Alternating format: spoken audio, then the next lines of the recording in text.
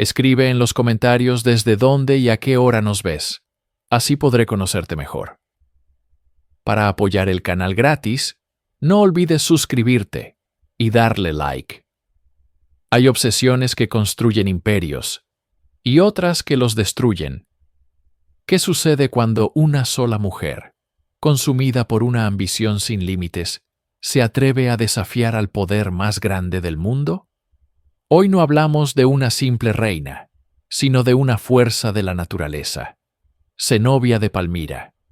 Exploraremos la mente de una líder cuya sed de poder, legado y control la llevó a enfrentarse cara a cara con Roma, en una espiral de gloria y tragedia.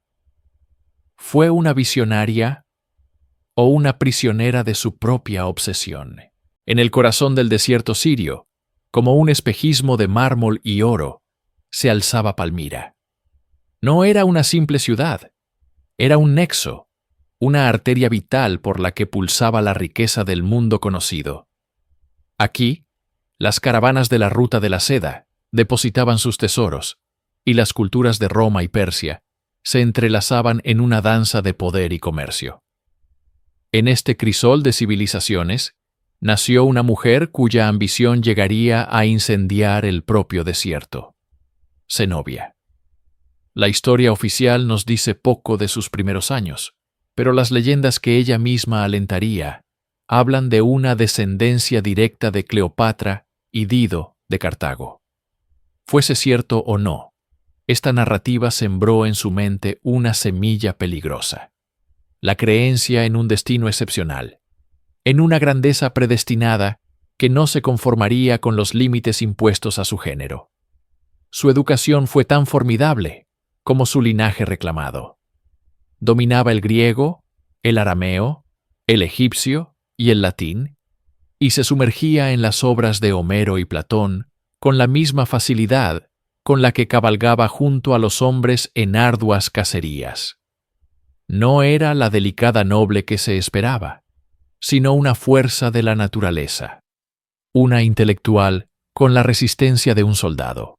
Palmira, con su frágil autonomía y su inmensa riqueza, le enseñó una lección fundamental: el poder no solo se hereda, se forja, y en el brillo de sus ojos oscuros ya se vislumbraba la obsesión por forjar un imperio que rivalizara y quizás superara al de la mismísima Roma. El matrimonio de Zenobia con Septimio Odenato, el señor de Palmira, no fue una simple unión dinástica. Fue la fusión de la ambición y el poder. Mientras Odenato era el rostro público, el líder militar que se ganaba el respeto de Roma, luchando contra sus enemigos persas, Zenobia era la mente estratégica, la sombra influyente que operaba tras el velo del poder con una astucia formidable. Se negó a ser una consorte confinada a los confines del palacio. En su lugar, se convirtió en la consejera indispensable de su esposo, una presencia constante en los consejos de guerra y en las campañas militares. Cabalgaba junto a él, vestida no con sedas, sino con atuendo militar, soportando las mismas penurias que sus soldados y ganándose su respeto. Esta experiencia directa en el campo de batalla y en la diplomacia fue su verdadera coronación. Pudo observar de cerca las fortalezas y, más importante aún, las debilidades del Imperio Romano.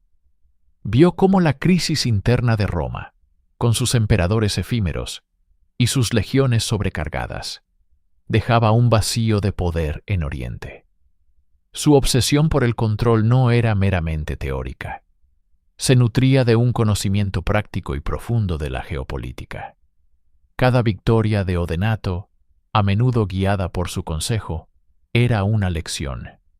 Aprendió a manejar la lealtad de las tropas, a administrar las provincias recién conquistadas y a jugar el delicado juego de ser un cliente de Roma mientras se construía un reino independiente de facto. No era la reina, aún no. Era algo más peligroso: la arquitecta silenciosa de un imperio en ciernes. El año 267 después de Cristo marcó un punto de inflexión sangriento. Tras una exitosa campaña, Odenato y su hijo mayor, Jairán, fueron asesinados durante un banquete. El culpable oficial fue el sobrino de Odenato, Meonio, supuestamente por un insulto trivial durante una cacería. Pero la explicación siempre pareció demasiado simple, demasiado conveniente. En los pasillos del poder, las sospechas se arremolinaban como tormentas de arena, y muchas de ellas se detenían en la figura de la propia Zenobia. ¿Fue ella la instigadora silenciosa, la mano que guió la daga para despejar su camino hacia el poder absoluto? La historia no ofrece una confesión, solo una oportunidad perfectamente explotada. Si fue cómplice, demostró una crueldad y una ambición sin límites. Si fue inocente, el evento actuó como un catalizador que transformó su ambición en una obsesión inquebrantable. El dolor de la viuda se fusionó instantáneamente con la frialdad de la estratega. La muerte de su esposo y su hijastro no solo la dejó en una posición vulnerable, la liberó. Eliminó a los dos hombres que se interponían entre ella y el control total. El trono, ahora ocupado nominalmente por su joven hijo Babalato, era en realidad suyo. Este bautismo de sangre solidificó su determinación. La obsesión ya no era un sueño lejano de grandeza, sino una necesidad inmediata de supervivencia y dominio. El poder, arrebatado en un instante de violencia, debía ser defendido con una ferocidad aún mayor. El asesinato no fue el final de una era, sino el violento nacimiento de una reina y el comienzo de su desafío frontal a Roma. En el caos que siguió al asesinato, Zenobia no vaciló. Mientras otros veían una crisis dinástica, ella vio su momento. Actuó con una velocidad y una decisión que paralizaron a cualquier potencial rival. Su primer acto como regente de su hijo Babalato fue una demostración de poder implacable. La ejecución inmediata de Meonio y sus cómplices. El mensaje fue claro y brutal. La traición sería castigada con la muerte, y ella era la única fuente de justicia en Palmira. Con el ejército firmemente de su lado, asegurado por años de presencia en las campañas y la burocracia bajo su control, la regencia se convirtió en una mera formalidad legal. En la práctica, Zenobia era la monarca absoluta. Fue entonces cuando probó por primera vez el sabor adictivo del poder sin intermediarios. Ya no era la consejera ni la sombra, era la autoridad suprema. Cada decreto llevaba su sello, cada decisión estratégica emanaba de su voluntad. Esta experiencia no solo satisfizo su ambición, sino que la expandió, transformando su obsesión por el control en una obsesión por la creación de un imperio. Comenzó a cultivar una imagen de grandeza casi divina. Se rodeó de filósofos como Longino, transformando su corte en un centro de cultura helenística.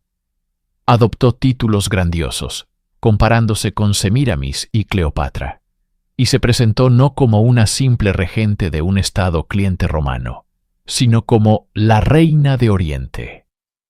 Este primer período de gobierno absoluto fue la confirmación de todo lo que creía sobre sí misma, que estaba destinada a gobernar, a construir y a desafiar el orden establecido. Tras la muerte de Odenato, el poder de Zenobia no se consolidó únicamente con la espada, sino también con la pluma y el papiro. Su obsesión no era solo gobernar, sino crear un legado que trascendiera la simple conquista militar. Comprendió que para desafiar a Roma, debía construir una identidad cultural tan rica y legítima como la de su adversario. Palmira se transformó bajo su influencia en un faro de conocimiento, una Atenas del desierto. Zenobia, políglota y versada en historia, rodeó su corte de los más grandes intelectuales de la época. El más destacado fue Casio Longino, un filósofo neoplatónico de renombre que se convirtió en su principal consejero político y cultural. No era un simple adorno, era una declaración de intenciones. Mientras Roma se sumía en la anarquía militar de la crisis del siglo XIII, la corte de Zenobia debatía sobre Homero, Platón y la historia de los grandes imperios. Su fascinación por figuras como Cleopatra y Semíramis no era casual. Estudiaba sus vidas no como meras anécdotas, sino como manuales de poder, aprendiendo de sus triunfos y, sobre todo, de sus errores.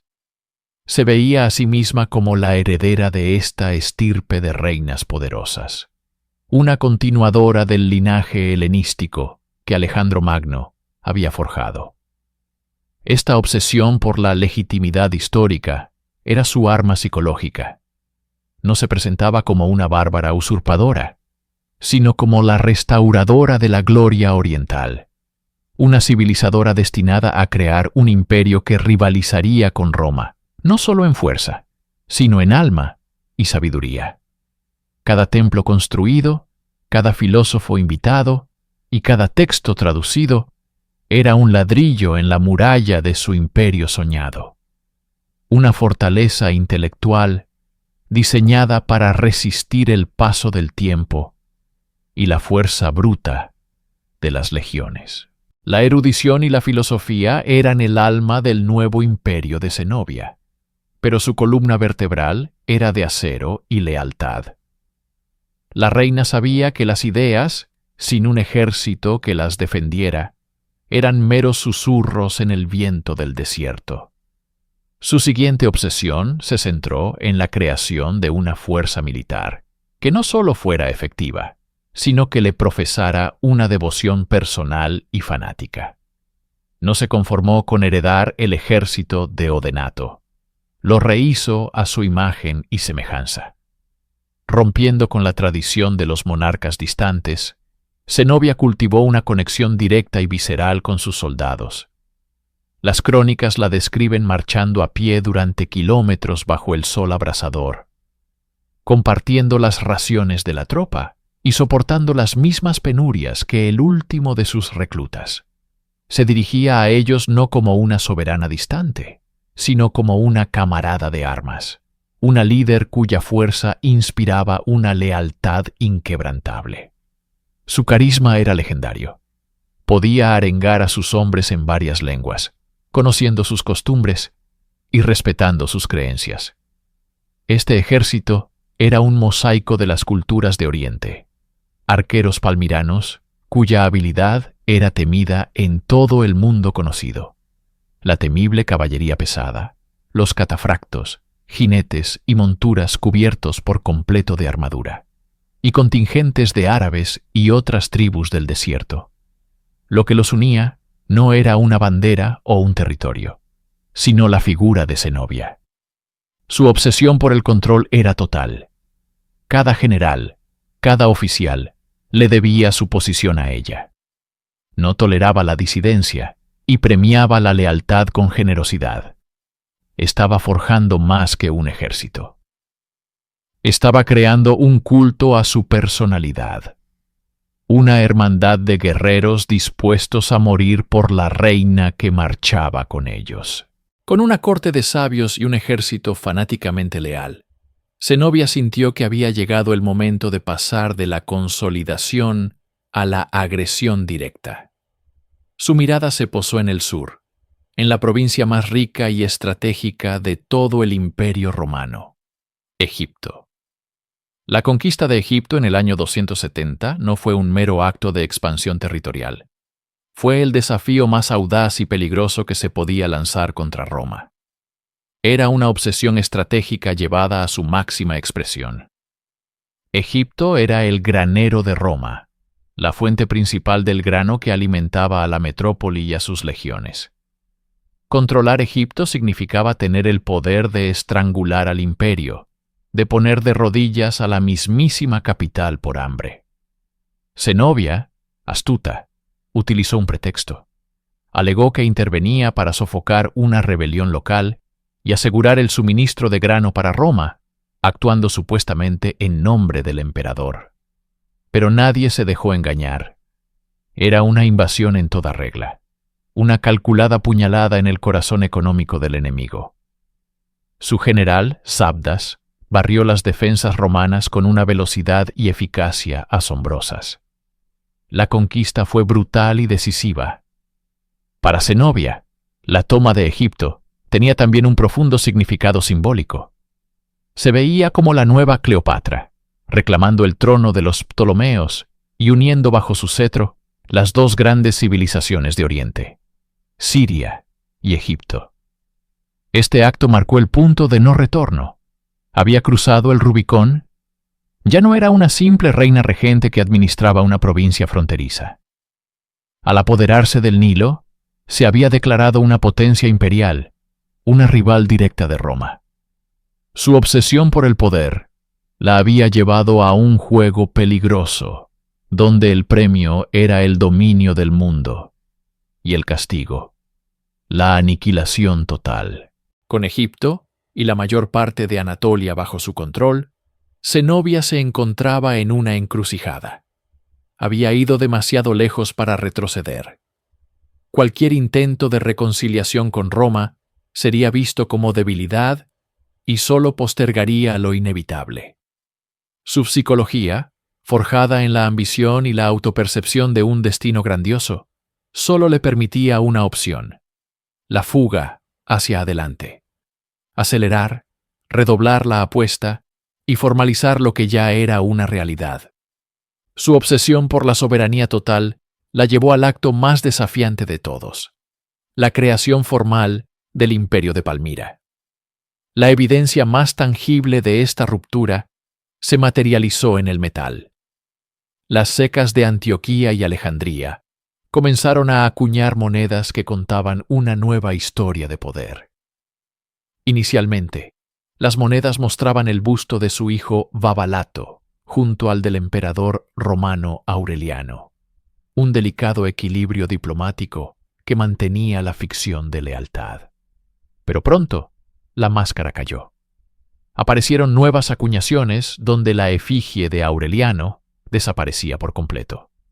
En su lugar, Babalato era proclamado Augusto, un título reservado exclusivamente para el emperador romano. Y de forma aún más audaz, Zenobia se autoproclamó Augusta, emperatriz por derecho propio. Esto era una declaración de guerra inequívoca, una secesión en toda regla. Ya no gobernaba en nombre de Roma, gobernaba en oposición a ella. Era la culminación de su obsesión, desde la consolidación de su poder en Palmira hasta la conquista de Egipto. Cada paso había sido una escalada calculada. Ahora, con su propio imperio declarado y su rostro en las monedas, se había erigido como la igual del hombre que gobernaba en Roma. El tablero estaba dispuesto para la confrontación final. Dos imperios, dos Augustos, no podían coexistir. La obsesión de Zenobia por la legitimidad y el poder absoluto la condujo a un acto que sellaría su destino. No fue una declaración de guerra con ejércitos, sino con algo mucho más simbólico y potente: el metal acuñado. Hasta ese momento, las monedas de Palmira llevaban el retrato del emperador romano en un lado y el de su hijo, Babalato, en el otro, un delicado equilibrio diplomático que reconocía la soberanía de Roma mientras afirmaba su propia autoridad regional. Pero la paciencia de Zenobia se había agotado. Su ambición ya no cabía en el reverso de una moneda. Exigía ser el anverso, la cara del poder. En el año 271, los talleres de Antioquía y Alejandría recibieron una orden que fue, en esencia, una declaración de independencia. Las nuevas monedas eliminaron por completo la efigie del emperador Aureliano. En su lugar, apareció el perfil de la propia Zenobia, con el título de Augusta, y el de Babalato, como Augusto. Este no era un simple cambio numismático, era un acto de traición calculado. una afrenta directa y personal. Cada una de esas monedas que circulaba por las rutas comerciales del este era un panfleto de propaganda, una afirmación tangible de que el Imperio de Palmira ya no era un cliente de Roma, sino su igual. Psicológicamente, este fue el punto de no retorno para Zenobia. Era la manifestación física de su obsesión por trascender su rol de regente. Al estampar su rostro en el oro y la plata, se equiparaba a los Césares. Se inscribía en la historia en los mismos términos que sus rivales. Era un desafío arrogante, nacido de una fe inquebrantable en su propio destino. Un destino que ahora estaba irrevocablemente en curso de colisión con la furia de un imperio romano que no toleraría semejante insolencia. Mientras las monedas de Zenobia se esparcían por Oriente como semillas de rebelión, en Roma, el poder había cambiado de manos. El trono ya no estaba ocupado por emperadores débiles y efímeros. Ahora se sentaba en él Lucio Domicio Aureliano, un soldado de carrera forjado en las brutales guerras fronterizas del Danubio. No era un político de salón, sino un pragmático y despiadado comandante conocido como Restitutor Orbis, el restaurador del mundo. Su obsesión no era la filosofía ni el linaje, sino el orden y la unidad del Imperio Romano. Cuando las noticias, y más insultante aún, las monedas de Zenobia llegaron a sus manos, no vio a una reina culta ni a una rival política. Vio un cáncer que debía ser extirpado. Para Aureliano, el Imperio de Palmira no era un estado sucesor legítimo, sino una provincia en abierta sedición, y Zenobia, una usurpadora que amenazaba con desmembrar el cuerpo del Estado. Tras pacificar a los godos y vándalos en el norte y aplastar el secesionista imperio galo en el oeste, la maquinaria de guerra romana, perfeccionada durante siglos, giró lentamente su mirada hacia el este. Las legiones se movilizaron. No eran los ejércitos desmoralizados que Zenobia había enfrentado antes. Eran las tropas veteranas de Aureliano, endurecidas, disciplinadas y leales a un emperador que luchaba junto a ellos en primera línea. La noticia del avance de Aureliano debió de llegar a Palmira como un trueno en un cielo despejado. La obsesión de Zenobia por la grandeza estaba a punto de enfrentarse a la obsesión de Aureliano por la restauración. El tablero de juego había cambiado drásticamente. Ya no se trataba de una expansión astuta en un vacío de poder. Se trataba de una guerra total contra la fuerza militar más formidable del mundo, dirigida por un hombre cuya voluntad de hierro era tan inquebrantable como la de ella. Con las legiones de Aureliano marchando hacia sus fronteras, la verdadera naturaleza de la psique de Zenobia se puso a prueba. ¿Quién era ella, en el fondo de su ser? La protectora ilustrada de la cultura helenística que había atraído a filósofos como Longino a su corte, o una déspota consumida por una insaciable sed de poder. Su obsesión por el linaje, su insistencia en descender de Cleopatra y Dido, revela un profundo anhelo de legitimidad histórica. No le bastaba con ser una reina bárbara. Necesitaba ser la heredera de una tradición imperial, una figura destinada a restaurar la gloria de Oriente. Esta narrativa autoimpuesta era tanto su mayor fortaleza como su debilidad fatal. Le proporcionaba una fe inquebrantable en su causa, pero también la cegaba ante la brutal realidad del poder romano. En su mente, ella no era una rebelde, sino una igual. Se veía a sí misma como una philosopher queen, una gobernante que combinaba la sabiduría griega con la fuerza semítica.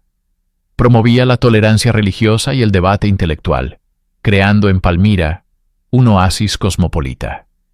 Sin embargo, bajo este velo de ilustración, su gobierno Era una autocracia absoluta. Las decisiones las tomaba ella, y cualquier disidencia era aplastada. Su expansión no fue una liberación, sino una conquista. Impuso sus propios gobernadores y guarniciones, y exigió tributos a las ciudades que liberaba. Esta dualidad define su tragedia. ¿Estaba construyendo un nuevo y vibrante imperio multicultural o simplemente reemplazando la tiranía de Roma por la suya propia? La respuesta probablemente reside en la naturaleza misma de la obsesión. Una visión tan intensa y personal que el fin justifica cualquier medio. Y la línea entre la diosa salvadora y la tirana se vuelve peligrosamente borrosa, no solo para sus súbditos, sino quizás también para ella misma. La obsesión de Zenobia por forjar un imperio necesitaba un aglutinante espiritual, una ideología que unificara a sus diversos súbditos, desde los árabes de Palmira hasta los egipcios y los griegos de Anatolia. Zenobia, con su aguda inteligencia política, comprendió que la fe era la más poderosa herramienta de control. Su política religiosa fue una obra maestra de sincretismo y manipulación. Oficialmente, promovía una atmósfera de tolerancia. Permitió que judíos, cristianos y seguidores de los innumerables cultos locales practicaran sus ritos. Esta política no nacía de un humanismo ilustrado, sino de un pragmatismo calculado. Un pueblo que reza en paz es un pueblo que no se rebela. Sin embargo, sobre este mosaico de creencias, Zenobia erigió un nuevo culto imperial centrado en su propia figura y en la deidad solar, Sol Invictus, cuya popularidad estaba en auge en todo el imperio, incluso en Roma. Al posicionarse como la principal defensora de este dios supremo, se elevaba por encima de las disputas religiosas locales. Se convertía en la intermediaria terrenal del poder celestial, una imagen que reforzaba meticulosamente. Cada edicto, cada monumento, cada ceremonia pública estaba diseñada para entrelazar su autoridad con la voluntad divina. Su ascendencia reclamada de Cleopatra no era solo una cuestión de linaje, sino una estrategia para imbuir su reinado de un aura divina y faraónica. Para sus súbditos, ella no era simplemente una reina, era la elegida por los dioses, la encarnación del sol. Esta divinización autoimpuesta fue crucial para mantener el control. Era la justificación última de su poder absoluto y de su desafío a Roma. Zenobia no solo estaba luchando por un territorio, estaba librando una guerra santa por un imperio bendecido por los cielos, con ella misma como su suma sacerdotisa y emperatriz. La confianza de Zenobia, alimentada por una sucesión de victorias fáciles, se había solidificado en una peligrosa arrogancia. Su obsesión por emular y superar a Roma no solo era política, sino también militar. Creía que su caballería pesada, los temibles Clibanarii, eran una fuerza invencible, una muralla de acero y músculo capaz de arrollar a las legiones. Cerca de Antioquía, en la llanura de Imae, esta creencia sería puesta a prueba de la forma más brutal. Aureliano, un estratega forjado en 1000 batallas, no era como los generales débiles a los que Zenobia se había enfrentado. Él entendía la obsesión de su enemiga y la usaría en su contra. Observó la impaciencia de los palmirenses, su ansia por una victoria rápida y decisiva, y les tendió una trampa maestra. El plan de Aureliano fue de una simplicidad genial, una retirada fingida. Sus legionarios más ligeros provocaron a los Clibanarii y luego huyeron, atrayendo a la caballería pesada a una persecución larga y agotadora bajo el implacable sol sirio. La disciplina de Palmira se rompió. Cegados por el orgullo y la promesa de gloria, persiguieron a los romanos sin descanso, sus pesadas armaduras convirtiéndose en hornos. Cuando los caballos y los hombres estaban al borde del colapso, exhaustos y desorganizados, Aureliano dio la orden.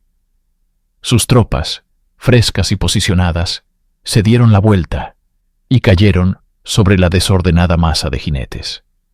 La masacre fue total. No fue solo una derrota militar. Fue el primer y más doloroso golpe al ego de Zenobia.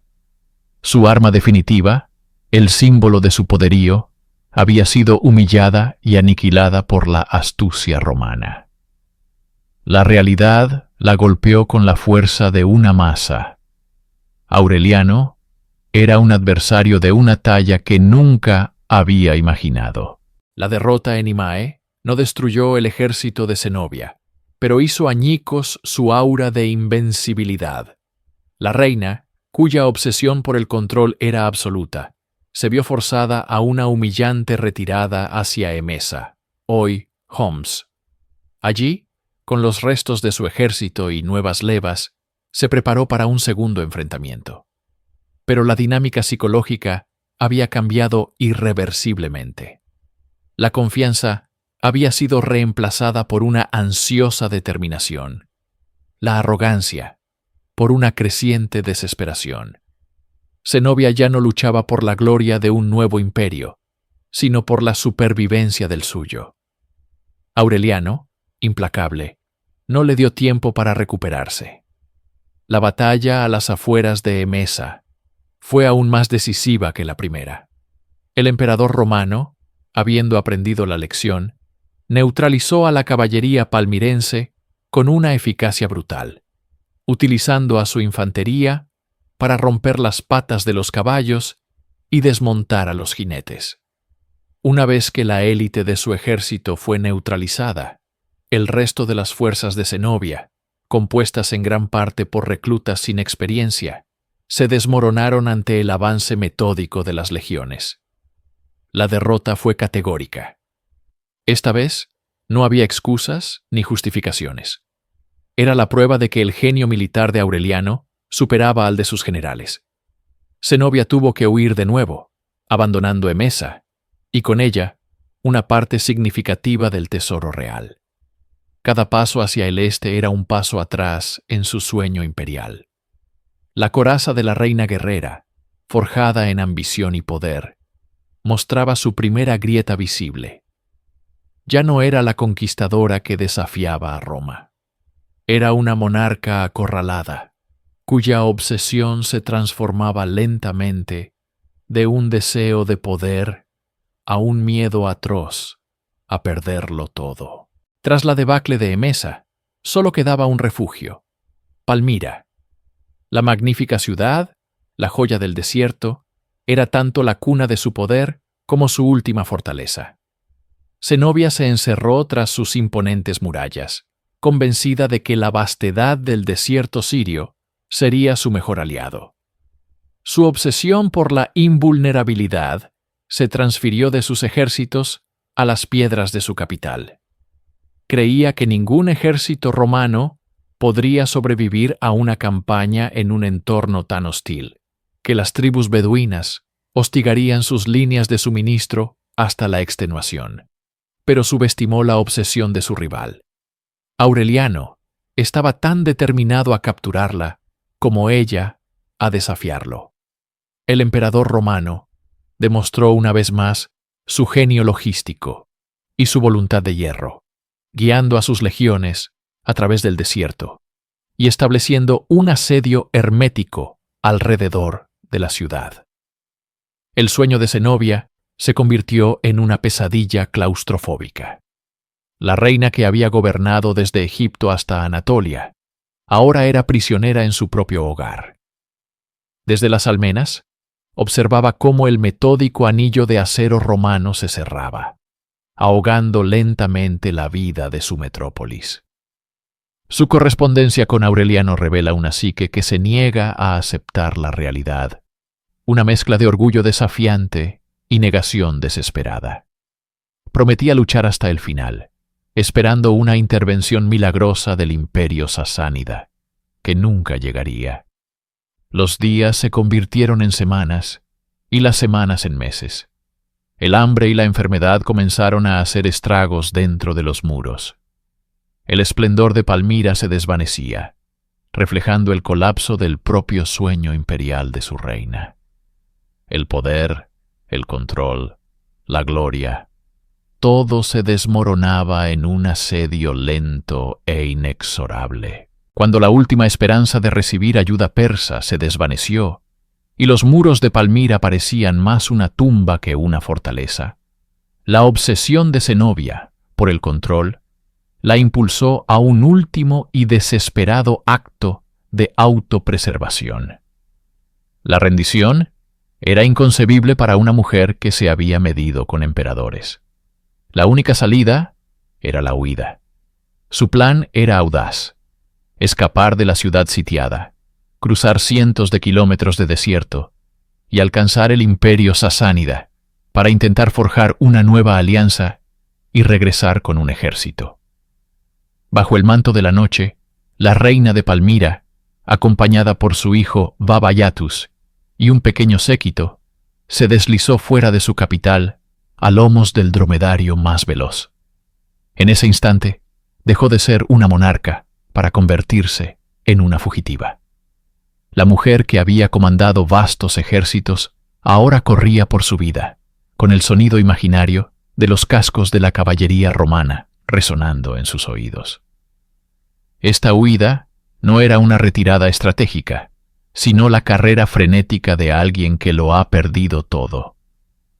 Su obsesión por el poder se había reducido a un instinto primario de supervivencia. Pero Aureliano era tan predecible en su tenacidad como ella en su orgullo. Anticipando un movimiento así, ya había enviado a sus unidades de caballería más rápidas a patrullar las rutas hacia el Éufrates. La caza fue breve y brutal. Justo cuando Zenobia podía ver las aguas del río que significaban la libertad, fue alcanzada. El momento de su captura fue la humillación final. La reina que se veía a sí misma como una nueva Cleopatra, desafiando a Roma, fue apresada, no en un campo de batalla glorioso, sino como una fugitiva en la orilla de un río. El sueño había terminado.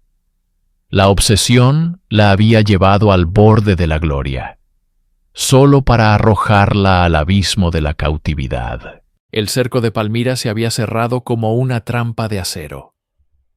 Con la ciudad a punto de caer, la obsesión de Zenobia por la victoria se transformó en una frenética obsesión por la supervivencia.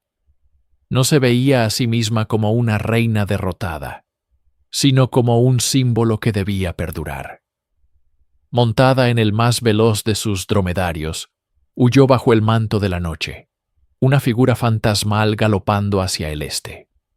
Su destino era el imperio sasánida, el eterno rival de Roma, donde esperaba forjar una nueva alianza y regresar para reclamar lo que era suyo. La libertad estaba a su alcance. Las orillas del río Éufrates eran la frontera entre su mundo y la salvación. Pero la maquinaria de guerra de Aureliano era implacable. Su caballería, más rápida y tenaz, la alcanzó justo cuando el río brillaba a la distancia. El momento de su captura fue la antítesis de su leyenda. No hubo una batalla épica, solo la inevitable rendición. Cuando fue llevada ante Aureliano, el emperador le preguntó por qué se había atrevido a desafiar a Roma. La respuesta de Zenobia, cargada de un orgullo que ni la derrota podía extinguir, reveló la profundidad de su psique. Porque te reconocí a ti como un emperador, pero no a tus predecesores. En esa frase residía su obsesión. Ella solo se medía contra los más grandes, considerándose su igual. Pero ahora, esa diosa guerrera, esa autoproclamada igual a los Césares, era una prisionera. El sueño de un imperio oriental se había disuelto en las arenas del desierto, y la mujer que se creía destinada a gobernar el mundo se enfrentaba a la cruda realidad de su caída. Roma exigía un espectáculo. la victoria de Aureliano sobre el próspero Oriente, debía ser celebrada con una magnificencia sin precedentes. Y Zenobia era la joya de la corona de su triunfo. Para la reina, cuya obsesión por el poder y el control había definido cada uno de sus actos. Lo que vino después fue una tortura psicológica diseñada para aniquilar su espíritu.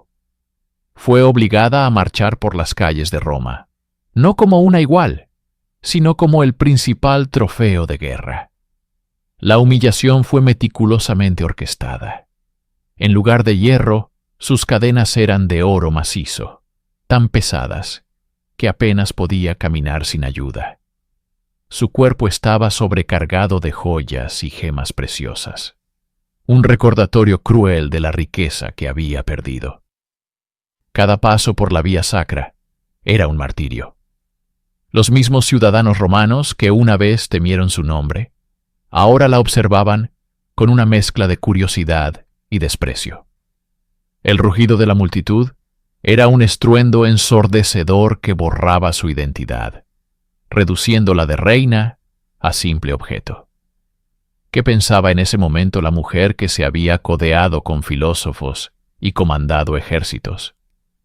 Su rostro, según los cronistas, mantenía una máscara de dignidad impenetrable, pero tras esa fachada, su mundo interior debía ser un caos. Cada eslabón de oro era un símbolo de una ciudad perdida, de un hijo muerto, de un sueño imperial hecho añicos. Su obsesión por la grandeza la había llevado a la cima del mundo, y ahora, esa misma obsesión la arrastraba por el fango de la derrota pública. El triunfo de Aureliano no fue solo una victoria militar, fue la deconstrucción deliberada del mito de Zenobia. Un acto final para demostrar que ningún mortal podía desafiar a Roma y conservar su divinidad. Tras el humillante espectáculo del triunfo, el destino de Zenobia tomó un giro inesperado. Aureliano, quizás por un destello de respeto hacia su antigua adversaria, o por un calculado acto de propaganda, le perdonó la vida. Le concedió una lujosa villa en Tívoli, una residencia digna de la más alta aristocracia romana. Allí, la reina guerrera se transformó en una matrona romana. Se casó con un senador, y sus hijos se integraron en la élite de Roma. En apariencia, era un final pacífico, una jubilación dorada para una vida de guerra y ambición. Pero, ¿podía una obsesión tan poderosa simplemente desvanecerse? La villa, con sus jardines cuidados y sus vistas serenas, podía ser tanto un santuario como una jaula. Cada atardecer sobre las colinas romanas era un recordatorio del sol que ya no se ponía sobre su imperio. Cada conversación en latín era un eco de la lengua que había conquistado su reino. Su obsesión por el poder, privada de un imperio que gobernar y un enemigo que combatir, no tenía a dónde ir. Pudo haberse transformado en una prisión mental, un laberinto de recuerdos y arrepentimientos. Soñaba con las arenas de Palmira, con el rostro de su hijo Babalato, con el poder absoluto que una vez tuvo en sus manos. Los historiadores debaten si encontró la paz o vivió atormentada. Es posible que ambas cosas fueran ciertas. Pudo haber aceptado su nuevo papel con la misma disciplina con la que dirigió sus ejércitos, encontrando una nueva forma de control en la gestión de su hogar y su familia. Pero es difícil creer que la llama que la impulsó a desafiar al imperio más grande del mundo se extinguiera por completo. Lo más probable es que ardiera en silencio, un fuego oculto en el corazón de una vida tranquila, un tormento privado en su paraíso de Tívoli. Zenobia, la mujer, murió en su villa de Tívoli. Pero Zenobia, el símbolo, se volvió inmortal. Su legado es la prueba de que, a veces, la historia no la escriben únicamente los vencedores. Su vida fue impulsada por una serie de obsesiones entrelazadas. La obsesión por el conocimiento, heredada de la tradición helenística, la obsesión por el linaje, creyéndose descendiente de Cleopatra y Dido, y sobre todo, la obsesión por el poder, la creencia inquebrantable en su derecho a forjar un imperio que rivalizara con Roma. Fue esta última obsesión la que la definió, la que la elevó a alturas increíbles y la que finalmente provocó su espectacular caída. Sin embargo, es precisamente la audacia de su ambición lo que asegura su lugar en la historia. Roma la derrotó, pero nunca pudo borrar la magnitud de su desafío. Para el mundo árabe, se convirtió en una heroína nacional, Al-Saba, un ícono de resistencia contra el poder occidental. Para el Renacimiento y la Ilustración europeas, fue un ejemplo de la reina ilustrada, una figura trágica y romántica. Su historia resuena a través de los siglos, porque encarna una verdad universal sobre la naturaleza humana, la peligrosa y seductora danza entre la ambición y la autodestrucción.